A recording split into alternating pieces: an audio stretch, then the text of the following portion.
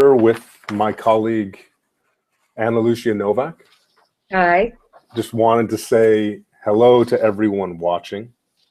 This is the first show of Attract, Connect, and Engage.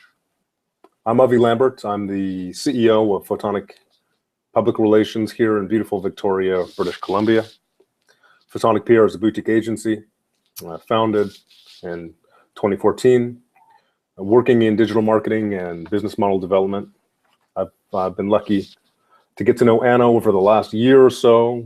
We first met on Twitter, which a lot of people meet and develop great relations on. And we first started talking about WordPress and the best ideas in social.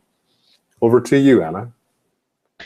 Hi, Anna Lucia Novak here. I've been in social media since 2007, fresh off the boat from Silicon Valley. And I actually got into social media quite by accident, but I fell in love with all the channels and the fact that you can connect with people across timelines and borders 24/7 if you have the energy.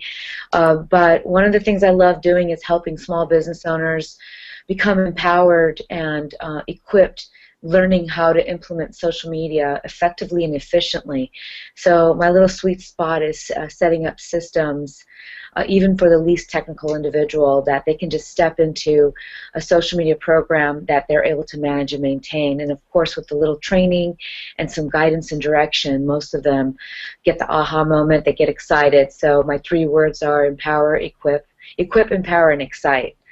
So you can find me at socialanna.com, and Avi and we met online, I think, right? I needed some help on a WordPress project, and Avi saved me and gave me some real quick shortcuts, and I was able to finish my project in time, and we became friends, and we often collaborate, so we wanted to do this Google Plus Hangout so that we can share our collective knowledge on all things social media or PR, SEO, WordPress, and blogging. Absolutely. To amplify a little bit more of that, about what Anna had touched on, we have looked at a bunch of shows. We found that there are some things that people aren't talking about. When Anna just mentioned what she does developing systems, we are gonna, as a social media roadshow, talk about some of the things you need to look at from a news perspective. We're going to talk about what's happening, but more than just strategies and tactics, we're going to actually go and dive down into what systems you need to build, what are the best platforms, what you should look at. Anna's perspective on things is going to be different than my things, so we're hopefully going to be able to complement each other's different position on social media and what you should do. So small business owners, mid-level enterprises, Fortune 1000 companies, they are all looking at the same thing. We can build our businesses by looking at customers better and find that sweet spot, as Anna mentioned. So Anna, just to wrap up again, because we are just at the sort of end of the hour in our first show, which is kind of a test run, but this is excellent. I just wanted to go over some social media headlines, which I thought would be really interesting for users. We're not going to do a deep dive, everyone, into the systems and tactics today. But just as a general taste for what we are going to do, it's going to be a little bit longer than this short show today. And we're going to follow up every show after we talk about specific case studies with some big stories. So I just had 2. Okay. First one, which has been getting a lot of attention. You see it on Mashable, you see it on Recode. We have Twitter's removal of the background. It's been kind of hilarious that you've had people saying that it's caused fury, but it actually shows that when you have a huge network with thousands and millions of users that use it every day, both in business and personal life, there's a need for really good customer service.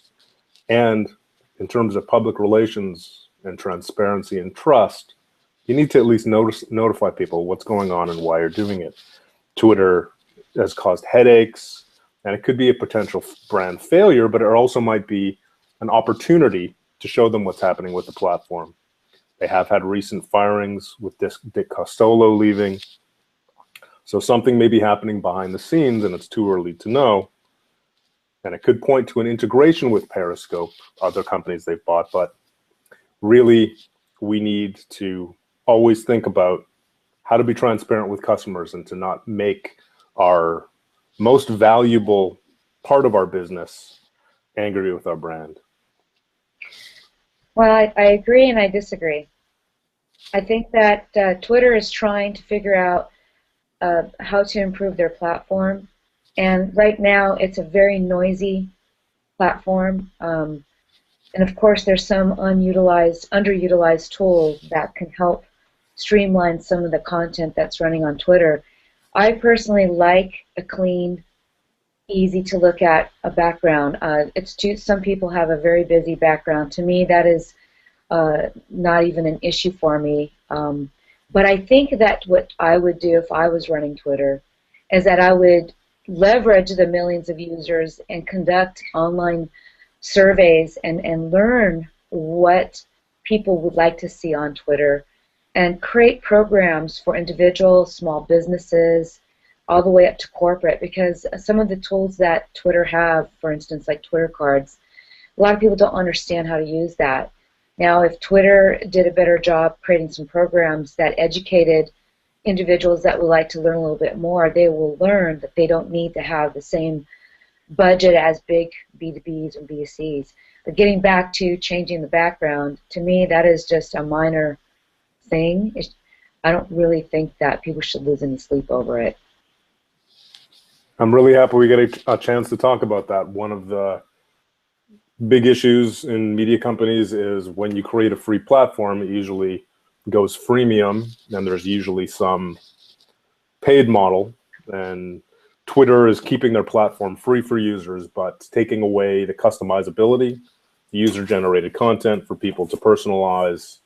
It's something big in all platforms. One of the funniest comments that came out was when just before MySpace died, before Facebook came out, MySpace did the same thing.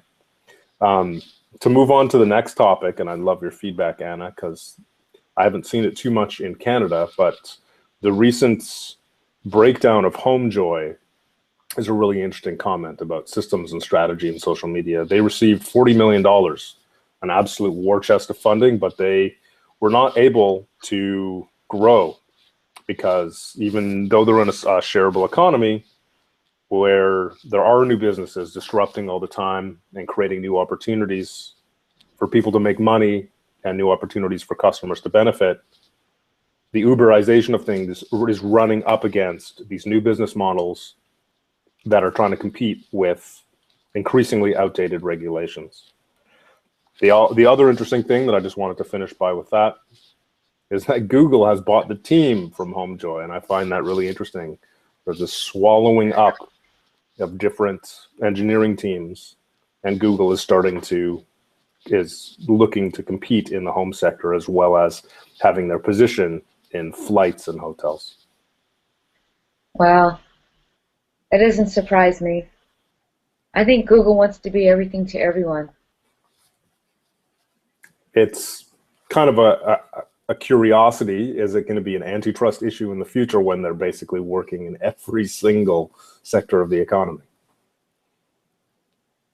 Yes, I don't really know what to say about that. I don't know much about HomeJoy, so I'm going to plead the ignorance card. I've seen the headlines, but I didn't get into reading about it, so I don't understand what the business model is. And whenever I hear about a company failing, you always think, well, the reason why they failed, probably not everybody was on the same page with strategy, management. There was some carelessness going on there.